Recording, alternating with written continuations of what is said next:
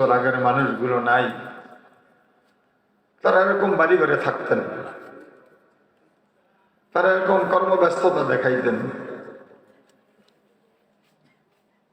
তাদের কাছে যখন দাওয়াত যাইত তারাও বলতেন যে হুজুর, আমি অনেক ব্যস্ত মানুষ, এই সমস্ত কাজগুলো আপনারা নিরিবিলি মানুষ। তারা যে কারণে ব্যস্ততা দেখাইছে এই কারণগুলা সব দুনিয়াতে আছে, তারাই শুধু নাই। কি বলেন, ঠিক কিনা বলুন? ঘরের কারণে দেখাইছে, জমির কারণে দেখাইছে, ব্যবসার কারণ দেখাইছে, চাকরির কারণ দেখাইছেন।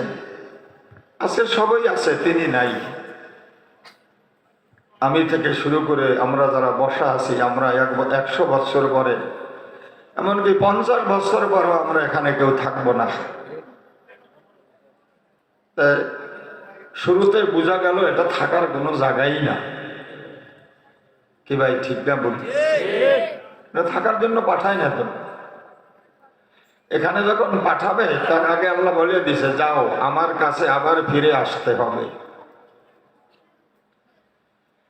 আমাকে যখন দুনিয়াতে পাঠাইছে, আমার মালিক, আমার মাওলা আমাকে বলছে, যাও আবার আমার কাছে ফিরে আসতে হবে।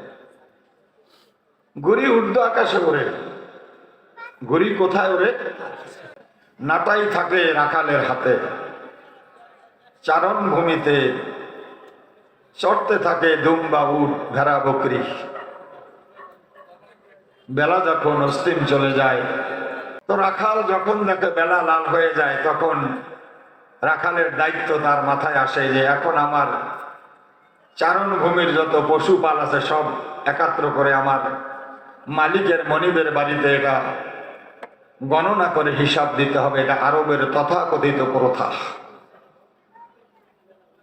ওই সময় নাটাই হাতে আছে। এখন কি ঘুড়ি আকাশে আছে না নাই? আস্তে আস্তে টানতেছে সুতা। ঘুড়ি প্রথম আকাশে উঠে বলছিল এইভাবে, আমি আর তোমার কাছে আসব না। যে আসমান ধরে ফেলেছে, তার ভিতরে আনন্দ উল্লাস যে আমি তো আকাশ পানে রওনা হয়েছি, আর জমিনে যেতে হবে না। ঘুড়ি কি হস্তঘাত হবে কি হবে না? রাখালের হাতে আসবে। কবি বাংলা একটা কথা বলছে, যখন তোমার কেউ ছিল না তখন ছিলাম আমি, এখন তোমার সব হয়েছে পর হইলাম আমি, আবার যখন কেউ রবে না তখন হব আমি, আমার কাছে আসতে হবে যতই ভাবো তুমি। কুল্লু নাফসিন যায়িকাতুল মাউত। যার জীবন আছে তার মরণ আছে, যার জীবন আছে তার মরণ আছে। দোস্ত, মরণ কোথায় আছে? আকাশে, জমিনে, বিল্ডিং এর ভিতরে, আমেরিকা? মরণ আপনার সাথে। আপনার ঘাড়ের পিছনের সাহারক, এই রক যত কাছে তার সে নিকটবর্তী হইল মৃত্যু, মরণ। আমার কার্যকলাপে, আমার দুনিয়ার মায়া মমতায় বেড়া জালে মৃত্যু আমার থেকে যে কত দূরে, এটা বর্ণনা করার মতো না। বলেন ঠিক কিনা বলুন? যদি জিজ্ঞাসা করে ভাই কি করতেছেন, যে হুজুর এই ভবনটা ফাউন্ডেশন 13 তলা, এই ফাউন্ডেশনের উপরে 13টা তলা উঠবে। যদি রেগুলার কাজ করে 2 মাস করে ধরেন একটা তলায়, কয় মাস? কত মাস যাবে? 26 মাস যাবে। ওই মালিককে জিজ্ঞেস করা দরকার যে 26 মাস আপনার কোনো গ্যারান্টি আছে কিনা।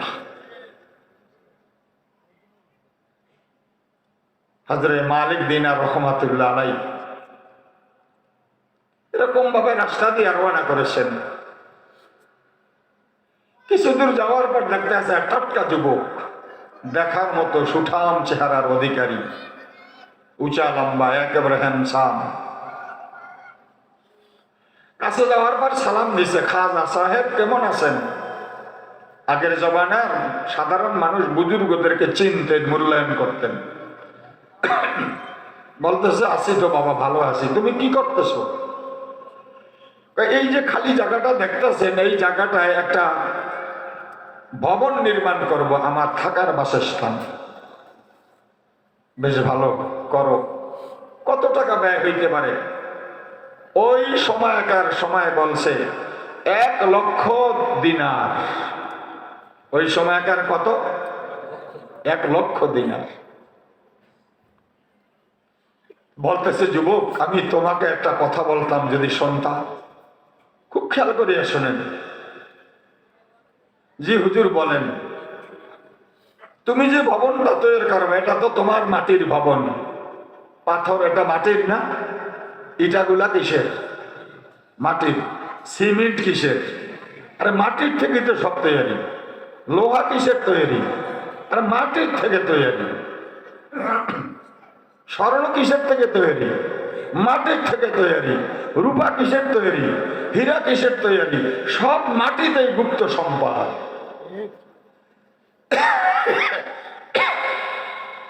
তোমাকে আমি এর চেয়ে সুন্দর উত্তম একটা বিল্ডিং দেব, তবে শর্ত তুমি এই 1,00,000 দিনার আমাকে দিয়ে দিবা।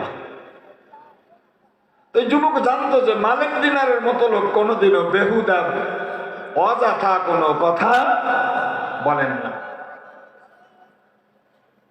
তা বলতেছে হুজুর, আমার বিল্ডিং এর তো একটা সময় সীমা আছে, এত দিনের মধ্যে আমি কাজ শেষ করব।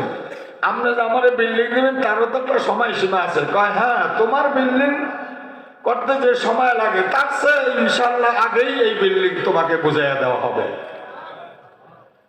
উনি আনন্দ চিত্তে খুশি হইয়া টাকাটা হাতে দিয়া দিছে। আপনাদের কাছে জিজ্ঞেস করি, টাকা পয়সার মায়া আছে না নাই? যে কামায় সে বোঝে এটার দরদ বেশি না কম। গ্রামে একটা কথা আছে, নিজের টাকার জুতা আর বাবার টাকার শাল। অর্থটা বোঝেন? মানে জুতা ময়লা লাগছে, শাল দিয়ে পরিষ্কার করে। একজন জিজ্ঞাসা করে, বেটা কি করবো? জুতা ছাতা পায়ের জিনিস, তুমি একটা দামি কাশ্মীরি শাল দিয়ে পরিষ্কার করো। ভাই জুতাটা আমার টাকার, শালটা বাবার টাকার। এই জন্য বলে পায়ের জুতো আমার, শাল হইল বাবার। টাকার মায়ায় ওই হুজুরের কাছে মাঝে মধ্যে যায়, হুজুর আপনি না বলছেন আমার একটা বিল্ডিং করে দিবেন, আমার বিল্ডিং এর সময়ের আগে। কয় বাবা তোমার সাথে যেইভাবে কথা হয়েছে এইভাবে কি সময় শেষ হয়ে গেছে? কয় না, আপনি কোনো কাজ কাম করতে আছেন না, জায়গা তো খালি পড়িয়া রয়েছে। কয় আরে বেচারা অস্থির হইও না, আমি তোমার সাথে ওয়াদা করছি, তোমার থেকে টাকাও নিছি, যথা সময় বিল্ডিং পাইয়া যাইবা। তা বলতেছে হুজুর মনে কিছু নিয়েন নাকি? আপনি প্রত্যেক কাজে সাক্ষী থাকা ভালো, লিখিত থাকা ভালো। হায়াত মুবাদ বলা যায় না, আপনিও আগে মরতে পারেন, আমিও আগে মারা যাইতে পারি। একটা লিখিত হইলে কেমন হয়? হ্যাঁ লিখিত আরো ভালো হয়। একটা সাদা কাগজ আনিয়া শর্ত সব লেখছে, লেখা বলতেছে হুজুর তাই লিখিতটা আমাকে দেন। কয় নেও। আপনি একটা স্বাক্ষর দিয়া দেন। মালিক দিনার রহমাতুল্লাহ একটা স্বাক্ষর দিয়া দিছে। যুবক এই কথা তার আত্মীয় স্বজন সবাইকে জানাইছে যে এইভাবে তার সাথে আমার একটা চুক্তিপত্র হয়েছে। ওই চুক্তিপত্র দিন হয়েছে, দিন চলে গেছে।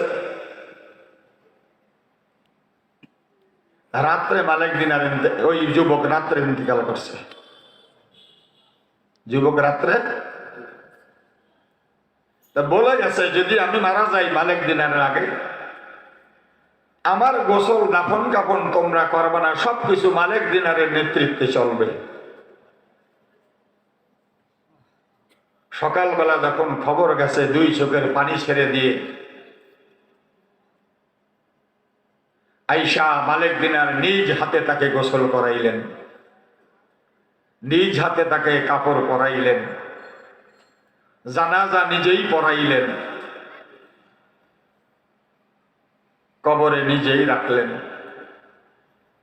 রাত্রে মালিক দিনার রহমাতুল্লাহ আলাইহি স্বপ্নে দেখতেছে, যুবকটা বলতেছে, হুজুর এই চুক্তিপত্র কাগজটা নিয়ে যান, আপনি যে ওয়াদা করছেন সেই বিল্ডিং আল্লাহ আমাকে দিয়ে দিছে, আপনি তাকাইয়া দেখেন আমি বিল্ডিং এর মাঝখানে আছি।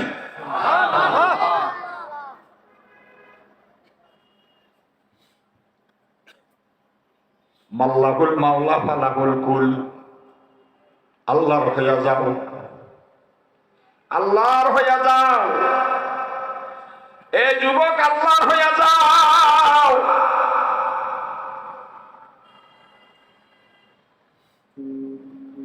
আরে যুবক আল্লাহর হইয়া যাও, মাল্লাহুল মাওলা ফালাহুল কুল,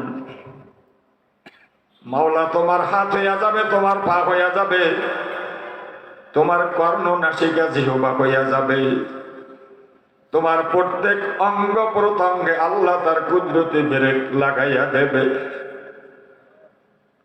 তোমার মনে চাইবে তুমি গুনাহ করবা, তুমি গুনার জন্য আগাইতেছ, তোমার কানে আওয়াজ লাগাইয়া দিয়েছে, আম্মা মান খাফা মাকাম রাব্বিহি ওয়া নাহান নাফসা আনিল হাওয়া ফাইনাল জান্নাতা হিয়াল মাআওয়া ওয়ালিমান খাফা মাকাম রাব্বিহি জান্নাতান ওয়ালিমান খাফা মাকাম রাব্বিহি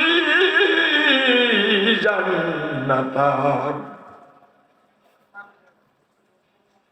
আল্লাহকে ভয় করি।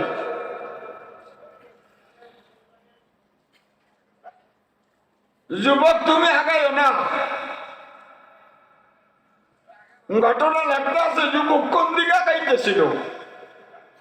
এই যুবক তার আপন স্বাস্থ্য বোন খুব সুন্দরী ছিল। একটু জিকিরের সাথে আগাই, লা ইলাহা ইল্লাল্লাহ, লা ইলাহা ইল্লাল্লাহ, লা ইলাহা ইল্লাল্লাহ, লা ইলাহা ইল্লাল্লাহ, লা ইলাহা ইল্লাল্লাহ, লা ইলাহা ইল্লাল্লাহ,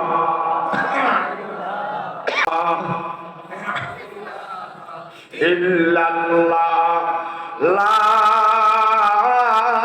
ইলাহা ইল্লাল্লাহ, মুহাম্মাদুর রাসূলুল্লাহ।